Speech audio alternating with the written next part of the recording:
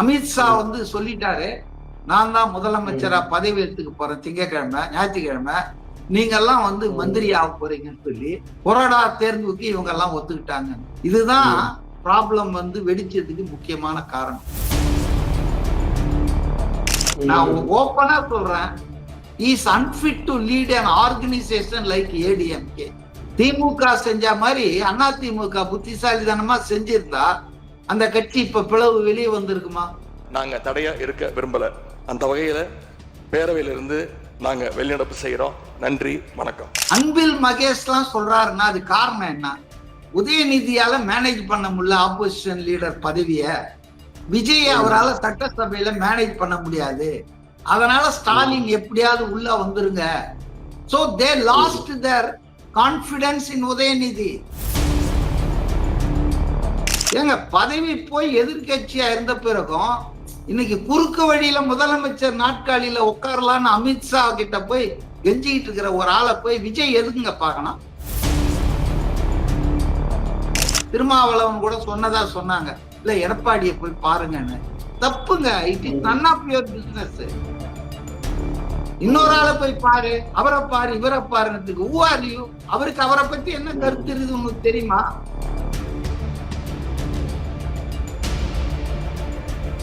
Sir, அதே மாதிரி இப்போ அதிமுகவில் என்ன பிரச்சனை போயிட்டு இருக்குன்னு உங்களுக்கு தெரியும். கட்சியை ரெண்டா உடஞ்சிருக்கு. ஸ்டாலின் அவர்கள் என்ன சொல்றாருன்னா, அதிமுக ரெண்டா உடைச்சதே விஜய் தான் அப்படின்னு சொல்லியிருக்காரு. அந்த ஆதரவு எம்எல்ஏக்கள்லாம் அவருக்கு வருன்றதுக்காக விஜய் கட்சியை ரெண்டா உடைச்சிட்டாரு அப்படின்னு ஸ்டாலின் சொல்றாரு. அதிமுகவோட இந்த ரெண்டு பிளவு ஸ்டாலின் குற்றச்சாட்டு எப்படி பாக்குறீங்க? அதாவது அதிமுக ரெண்டா உடஞ்சிடுச்சா? எனக்கு தெரிஞ்ச வரைக்கும் உள்ள கொஞ்சம் ப்ராப்ளம் இருக்கு. அதாவது மூக்கு இருக்கிற வரைக்கும் சளி இருக்கும்ன்ற மாதிரி அதிமுக இருந்தா உள்கட்சி பிரச்சனை இருந்துகிட்டே தான் இருக்கும். அது வந்து இப்ப வரல. அந்த அம்மையார் இறக்கிறதுக்கு முன்னால ஜா அப்படின்னு போட்டாங்களா இல்லையா? ஜானகி அணி, ஜெயலலிதா அணி, ரெட்டப்புறா சேவல். அப்போ என்ன விஜய் தான் வந்து உடைச்சாரா? அதாவது திமுகவினருக்கு என்ன சொல்றது, விஜயை கண்டு இவ்வளவு பயந்துட்டு இருக்காங்களா? எல்லாமே விஜயால் தான் நடக்குதா? அப்போ அதிமுக எம்ஜிஆர் மறைவுக்கு பிறகு பிளந்தது, ஜெயலலிதா மறைவுக்கு பிறகு பிளந்தது. இதுக்கெல்லாம் காரணம் யாரு? விஜயா. அது ஒரு ஆள் மேல வந்து குறை சொல்றதுக்கும் குற்றம் சொல்றதுக்கும் நியாயம் இருக்கணும். உங்களுக்கு ஆதரவு எம்எல்ஏ வேணும்ல சார், ஆதரவு எம்எல்ஏ வேணும்ல சார். கூடாது. ரைட். அதாவது அதிமுக இரண்டாக பிளவுபடவில்லை. அதுக்குள்ள இருக்கிற தலைவர்களுக்குள் கருத்து வேறுபாடு இருக்கு. அது பல வடிவங்கள்ல வந்து வெளிப்பட்டு இருக்கு. உதாரணத்துக்கு அந்த வாக்கெடுப்பு, நான் அதை பத்தி மட்டும் சொல்றேன். இப்ப சட்டமன்றத்துக்குள்ள ஒரு தீர்மானம் வருது. அந்த தீர்மானத்தை வந்து எப்படி அணுகுவது என்று சட்டமன்ற கட்சி, தாய் கட்சி, அதாவது பொலிட்டிக்கல் பார்ட்டி கிட்ட கைட்லைன்ஸ் கேட்கலாம். அவங்க சொல்றதை ஏற்று நடக்கலாம், தப்பு கிடையாது. அப்ப ஜெனரல் செக்ரட்டரி முறையில எடப்பாடி எல்லா சட்டமன்ற உறுப்பினர்களையும் கூட்டி பேசி இருக்கணும்.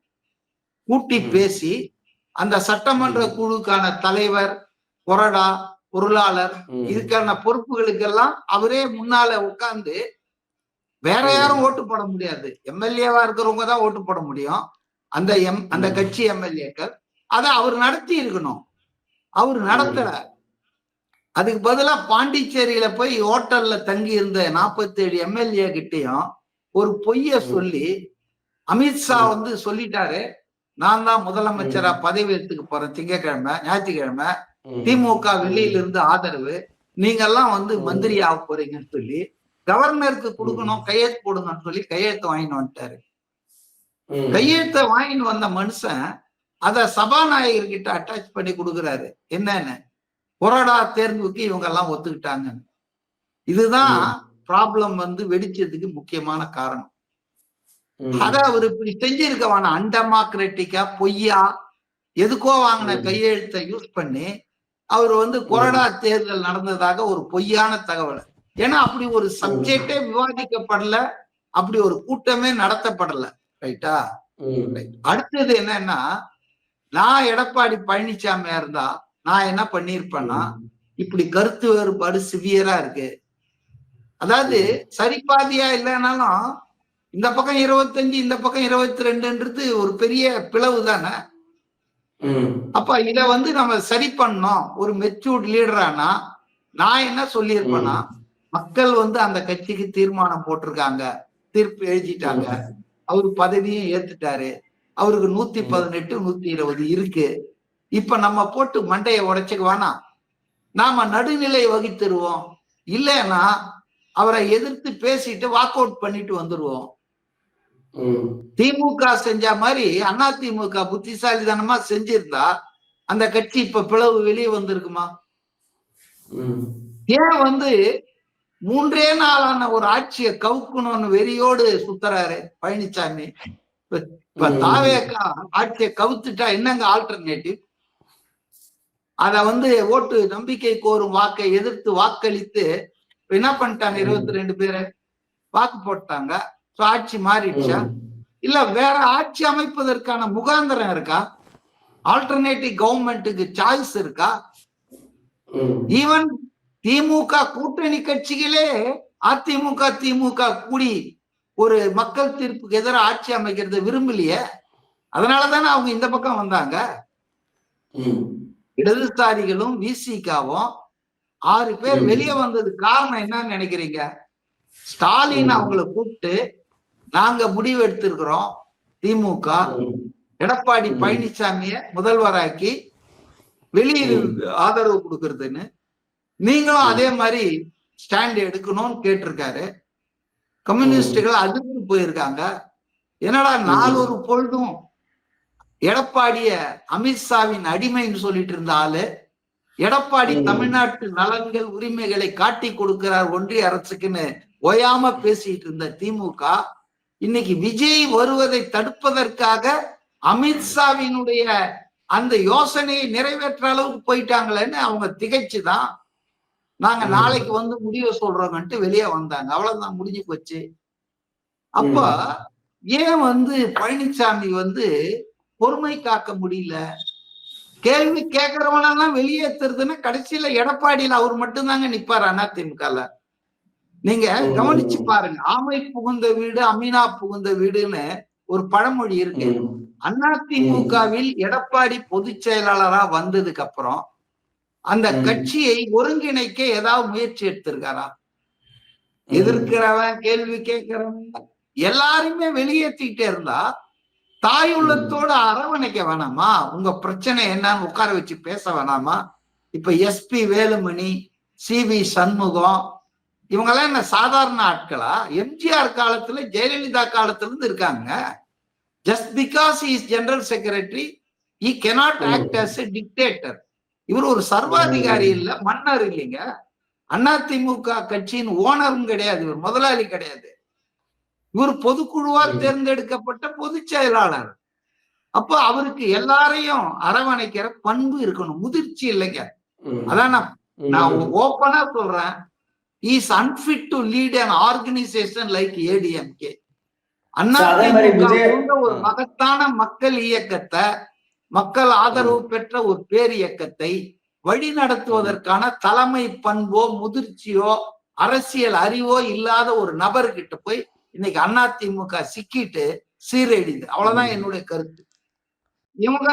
இவங்க பண்ணது சரி, அந்த குரூப் பண்ணது சரி, இதுக்குள்ளதான் நான் போவே இல்லை. எது சரி எது தப்பு எது நியாயம் எது அநியாயம் அதுக்குள்ளதான் நான் போவே இல்லை. ஆனா தன் கட்சியை ஒருங்கிணைப்பதும் ஒன்றுபடுத்துவதும் ஒற்றுமையா வச்சுக்கிறதும் கட்சி தலைவர்களுடைய கடமை தானங்க.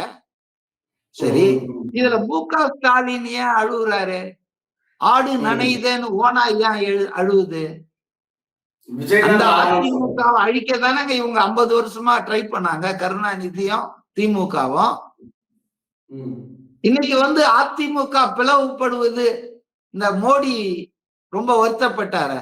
காங்கிரஸ் திமுகவை முதுகில் குத்தி விட்டது, கூட்டணியை எப்படிதான் பண்ணோம், இவர் உத்தவ் தாக்கரே சிவசேனாவை 2ஆ பொளந்து சீரழிச்சு செல்லா காசாக்குனாரு. அது மாதிரியா காங்கிரஸ் பண்ணிடுச்சா? காங்கிரஸ் மக்கள் தீர்ப்பை மதிச்சுதுங்க, அவ்வளவுதாங்க. திமுகவின் இந்த அமித்ஷா பிளானுக்கெல்லாம் திமுக போன மாதிரி காங்கிரஸ் போக முடியுமாங்க? அதனால வந்துங்க, ஸ்டாலினுக்கும் உதயநிதிக்கும் திமுக ஆட்களுக்கும் பதவி போனதால கொஞ்சம் நிதானம் தவறிட்டாங்க. அதனால அவங்க என்னென்னவோ பேசுறாங்க. அவங்களுக்கு இன்னும் ரியாலிஸ்டிக்கா புரியல. அதாவது மக்கள் தங்களை நிராகரித்து விட்டார்கள், தாவேக்காவை ஆட்சி செய்ய அனுமதித்திருக்கிறார்கள், நம்ம பொறுமையா இருக்கணும், நிதானமா இருக்கணும், அந்த புதிய கட்சிக்கு ஆட்சிக்கு ஒரு சில மாதங்கள் அவகாசம் கொடுக்கணும் அப்படின்ற உணர்வை 3வது நாள் ஆரம்பிச்சுட்டாங்க. இது எப்படி சரியா இருக்க முடியும்? மக்கள் இதெல்லாம் பார்த்துட்டு ரசிப்பாங்கன்னு நினைக்கிறீங்களா? பதவி போன வருத்தத்துல இது மாதிரி கதறாங்கன்னு தான் நினைப்பாங்க. ஓகே சார், அதே மாதிரி விஜய் இபிஎஸ் பார்க்கவே இல்லை. எல்லா கட்சி வீட்டுக்கும் போனாரு. ஸ்டாலினை பார்த்தாரு, சீமானை பார்த்தாரு, எல்லாரையுமே பார்த்தாரு, சிவி சண்முகம் முதற்கொண்டு பார்த்தாரு. இபிஎஸ் பார்க்கவே இல்லை. அதே மாதிரி பிரேமலதா விஜயகாந்தையும் பார்க்கல. ஏன் பார்க்கல? யார் பார்க்கணும்? ஒருத்தருடைய தனிப்பட்ட உரிமைங்க, ரைட்டா? ஒருத்தர் போய் ஒருத்தரை பார்க்கணும் அப்படின்னா அவருக்கு மனசுக்கு ஒப்பணும். சும்மா அப்படி டிராமா போட்டு மனசுல ஒண்ண வச்சுக்கிட்டு வெளியில ஒண்ணு பேசுறது, அது மாதிரி எல்லாம் செய்யறது சரியில்லை, ரைட்? இப்ப ஸ்டாலினை பார்த்தாரு, வைகோபால் சாமியை பார்த்தாரு, லாரியில அடிபட்டு சாவன்னு சாபம் கொடுத்த சீமானை பார்த்தாரு, அன்புமணியை பார்த்தாரு, திருமாவளவனை பார்த்தாரு. திருமாவளவன் எவ்வளவு டான்ஸ் ஆடினார் பார்த்தீங்கல்ல? ஒரு 24 மணி நேரம் அவர் முதலமைச்சர் ஆக்குறாங்கன்னு அந்த லெட்டரை கொடுக்குறேன்னு சொல்லிட்டு எவ்வளவு இழுத்து அடிச்சாரு. ஆனாலும் அவரை மதிச்சு பார்த்தாரு. சோ அவருக்குன்னு ஒரு சில அளவீடுகள் வச்சிருக்காரு. இவங்க எல்லாம் ரைட், தப்பு பண்ணாலும் அவங்க நிறைய விஷயம் நல்லது இருக்குதுன்னு. ஆனா எடப்பாடி எவ்வளவு பெரிய துரோகத்தை பண்ண நினைச்சாருங்க. திமுக என்ற தீய சக்தியை எதிர்த்துதான் அதிமுக உருவானது. இந்த தீய சக்தியின் ஆதரவை பெற்றாவது தான் முதல்வர் பதவியில உட்காரணும், மக்கள் தீர்ப்புக்கு எதிராக விஜய் ஆட்சிக்கு வருவதை தடுக்கணும் அப்படின்னு சொன்ன ஆளு, செஞ்ச ஆளு. இது ஊருக்கே தெரியும், விஜய்க்கு தெரியாதா? அவர் உடனே போயிட்டு அதெல்லாம் தெரியாத மாதிரி வணக்கம் வாழ்த்துக்கள் அப்படின்னா இவரும் நல்லது நல்லா இருந்துட்டு வந்துருவாரா? மனசுக்கு ஒப்பவானவா ஒரு ஆளை போய் பார்க்கணும்னா? அப்ப அவருக்கு ஒப்பல பார்க்கல. ஏன்னா கம்பல்சனா இல்ல? இவர் என்ன எடப்பாடின்னா மகத்தான சமூக சேவகரா? கொடநாடு கொலை வழக்கில கொலை குற்றவாளி தானங்க அவரு. அதனால எடப்பாடி உடைய ஸ்டேட்டஸ் என்ன? ஒரு ஃபார்மர் சீஃப் மினிஸ்டர். அது ஒரு விபத்து. அந்த அம்மா பாவம் காலில் விழுந்து ஏதோ கேட்கறானு கொடுத்துட்டு போனாங்க. என்ன எம்எல்ஏக்கள்லாம் தேர்ந்தெடுத்து இல்ல மக்கள் தேர்ந்தெடுத்தாங்களா? எடப்பாடி எப்பங்க மக்கள் தேர்ந்தெடுத்து முதலமைச்சர் ஆக்குனாங்க? அவர் எப்படி முதலமைச்சர் ஆனாருங்கிறது எல்லாருக்கும் தெரியாதா? அவர் என்ன சிஎம் கேண்டிடேட்டா அனௌன்ஸ் பண்ணி எலெக்ட் பண்ணாங்களா? அவரு சிஎம் கேண்டிடேட் எலெக்ட் பண்ணி அனௌன்ஸ் பண்ணது எலெக்ஷன் 2021. மக்கள் அவரை தோக்கடிச்சாங்களா? அதுக்கு முன்னால ஜெயலலிதா தான் சிஎம் கேண்டிடேட் 16ல. அவங்க ஜெயிச்சாங்க, அவங்க இறந்துட்டாங்க நடுவுல. அப்ப இவர் KS செங்கோட்டையனுக்கு தான் அப்ப முதல்ல வாய்ப்பே இருந்தது.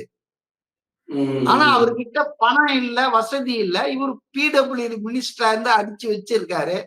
சோ இவர் கோடி கோடியா பணத்தை கொண்டு போய் எம்எல்ஏங்களுக்கு கொடுத்து சசிகலா கிட்ட காலில் விழுந்து முதலமைச்சர் ஆயிட்டாரு. சோ அதனால இவர் பெரிய அரசியல்வாதி, பெரிய வித்தகர், நாட்டுக்கும் சமூகத்துக்கும் பெரிய சேவை செஞ்சவரு. இவரை போய் பார்க்கணுமா?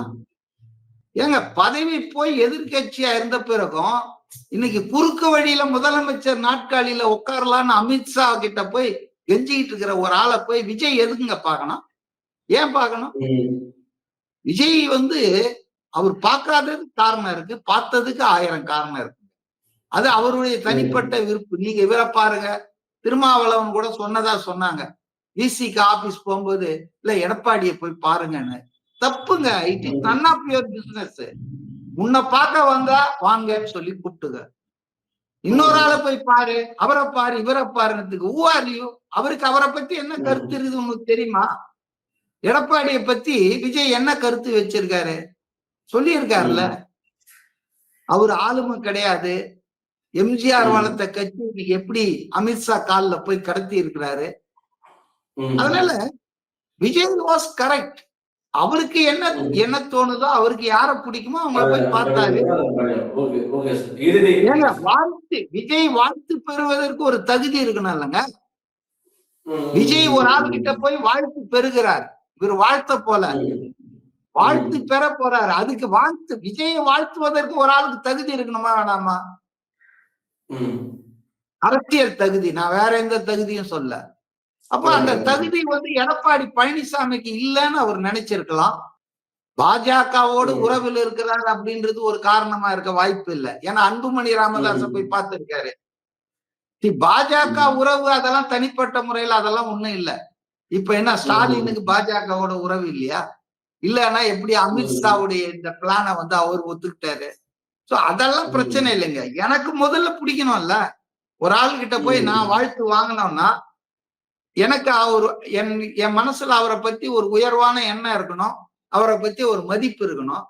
எதுவுமே இல்லாத அவர்கிட்ட சும்மா சாமியத்துக்கு எல்லாரையும் போய் பார்த்துட்டு வர்றதுக்கா விஜய் போனாரு? I don't think.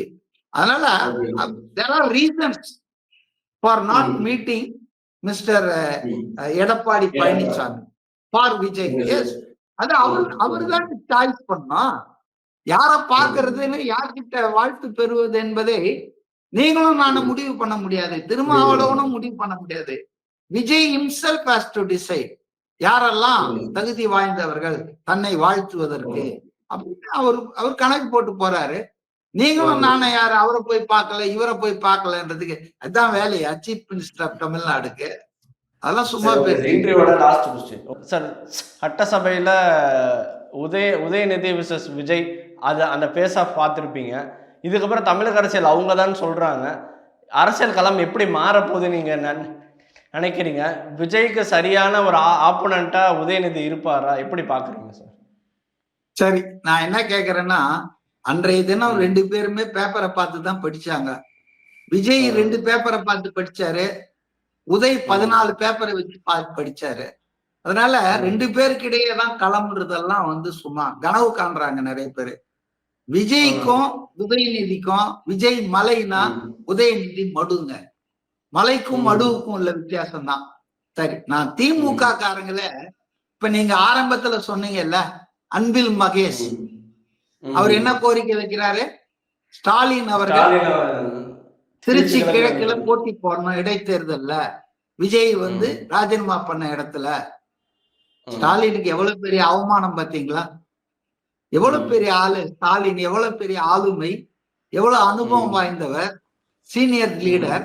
அவருக்கு இந்த ஆட்கள் எப்படி கொண்டு வராங்கன்னா, விஜய் புண்ணியத்துக்காக காலி பண்ண இடத்துல அவரு ஜெயிச்சுட்டு காலியா விட்ட இடத்துல போய் நீங்க நின்னாவது சட்டசபைக்குள்ள வாங்க கெஞ்சுறாங்க. இது அவருக்கு அவமானம்.